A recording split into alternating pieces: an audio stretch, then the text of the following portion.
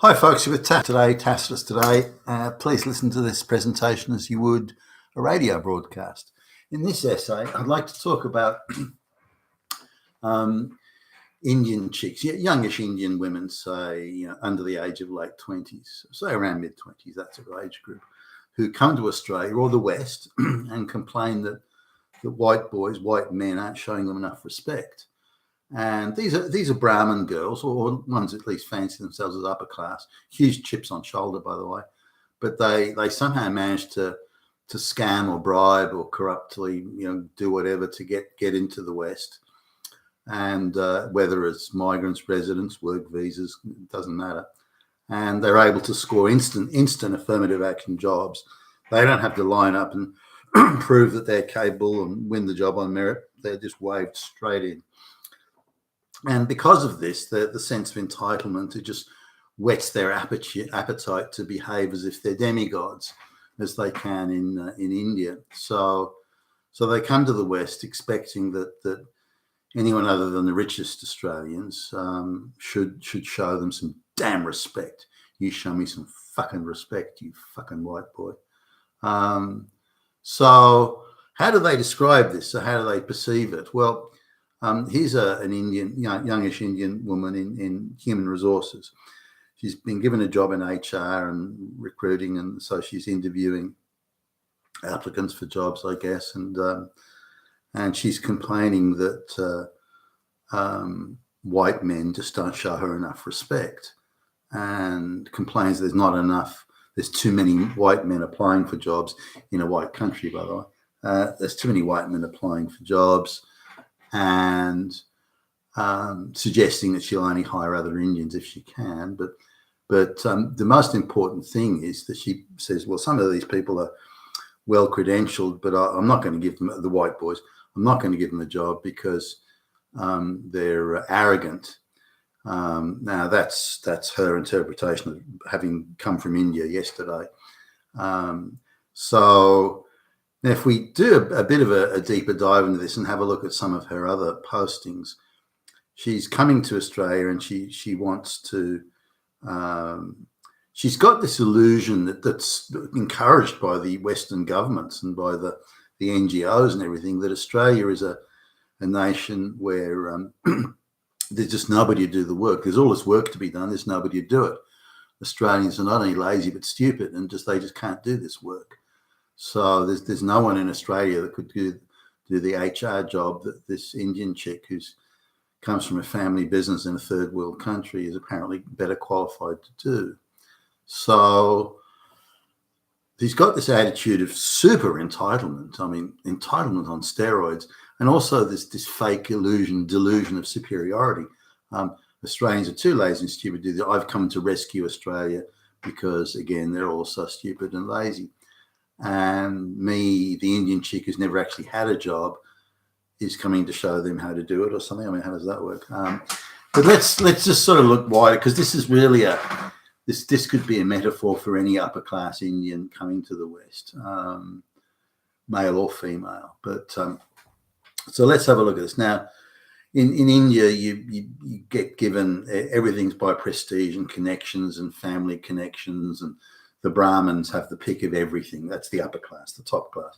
They've got the pick of everything. They've got first dibs on whatever. The plumbest government jobs, public service jobs. They set up a business in an area and they just ask for and get monopoly in a certain area. So her family grows herbs in a rural part of India, and they're like the local aristocrats in effect. So they have a business, and it's almost a humiliation to be an employee in India. So if you have to do a job that involves any sort of manual labor, that is for the lowest of the low. You're an animal almost. You're just one step away from an animal.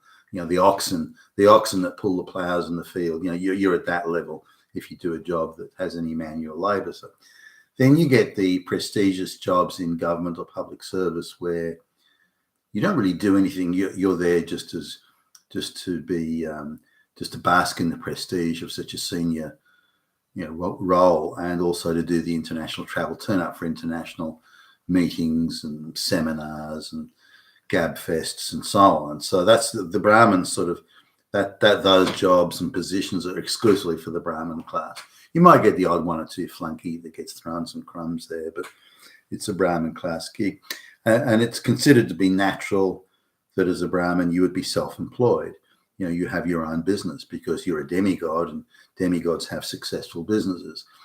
Now, in order to have that successful business, they've got to be guaranteed monopolies in a certain district, so they can't have any competition. So they can charge what they want. It's usually they gravitate towards the things that people have to have. So they've got a guaranteed sort of customer base, guaranteed orders coming through the door, and then of course a monopoly in the area. So her family's got one of those. So that's it. And it's not hard to you can go online and do the legwork on this. Now, other than family members, the only people they employ, because it's growing herbs, the only people they employ are the street peasants. This is the lowest of the low of the low. These are the untouchables. This is where if they die in the street, you just walk over their dead body because they're so irrelevant to anything and everything. And in the Indian sort of concept of reincarnation, these people did something very, very bad in their last life. And the reason they're on the bottom rung of society is to pay penance for the misdeeds of their past life. So they shouldn't be cared about. Why would you care about them? And so her job was to employ, she was the HR, you know, in the family business, and her job was to employ these peasants. So the lowest of the low, and they'd have been groveling and crawling on their belly to her, the big Brahmin, you know, boss chick and everything like that. Nonetheless, she decides to come to Australia, and she supposedly has like a PhD in human resources. I don't believe that. They would have bribed somebody in the university to get that. So I don't believe she's got any qualification. I would guess that they bribed, immigration officials, things like that. That these families in those positions, they do what they want. They get what they want, and it's all through some form of corruption or bribery.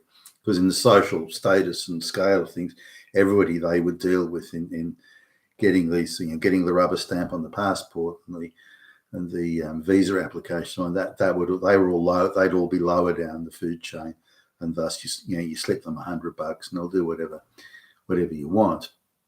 Also, you're sufficiently influential where, and these people lower in the food chain know it, that all you got to do is make a phone call and they're out of a job. So the deference and the crawling and the groveling is very much in relation to that sort of stuff. So she's used to being in a world where everybody crawls and grovels to her. So she comes to Australia, and if she was given, in her cognizance, if she was given a visa to work as an HR manager or HR operative, it's because there was no one in Australia who could do the job or would do the job, who was smart enough to do the job. She's a fucking one hell of a smart chick, So she just assumes from that, well, they wouldn't let me in if there was someone else who could do the job. So because they let me in, it must mean there's no one to, and she doesn't understand the concept of affirmative action and diversity, equity, inclusion, because she can't comprehend how any country would so aggressively destroy itself and destroy its own society, destroy its own merit-based system. She can't comprehend that. So it must be the only reason she came is because there was no one in the whole of Australia who could do this job. Now, she's not smart enough to understand in the broader scheme of things. She's not smart enough to understand anything outside of the paradigm of her Brahmin family business, and that she's always lived as an upper class aristocrat surrounded by flunkies and servants and crawlers and grovelers, and that's the only world she understands. So she comes to Australia, and she's part of her job. She gets given a job straight away. I mean, there must have been seconds in between her getting off the plane and walking into a job. So again, in her view, that's proof positive. Well, there must be no one in Australia who can do the job. She doesn't know that she's just taken the position of a white person who would be far better qualified to do the job than her. Anyway, so she's in the job, and so she's complaining that when she interviews white men in particular, that they don't show her enough respect. Now, her view is that they must be lower down the social importance order than she is. So they're just inferior people, spiritually, morally, everything inferior to her. And so they should show her respect. as she is shown respect by the peasants in India. So that's just that's the natural order of things as she sees it. But these people in Australia don't. These white men just don't show her that respect, even though they're not the Brahmin, the equivalent of the Brahmin class in Australia. They just don't show her respect, and she complains that these white men want to talk about their capabilities and their credentials and so on, and they don't grovel and crawl to her. I mean, you've got to pick apart the thing and she views anyone that does any sort of, if you have to apply for a job and you don't have the friends that'll just gift you jobs, then already you're lower class if you have to apply. Secondly, if the job involves any sort of labor and actual work, then you're a lower class again. So she perceives every white man in front of her as being really not much better than the street peasants that she was hiring in India, and they showed her groveling respect. So why don't the white men do it? And she wants to know why. So she makes it a point of making sure that these white men don't get the job, and they until they learn to show her some damn respect, they're not going to get the job either. So goodness me, that's the sort of people we're importing. What a fantastic migration program. You've been with Tacitus today, your Pushback channel. Thank you for listening.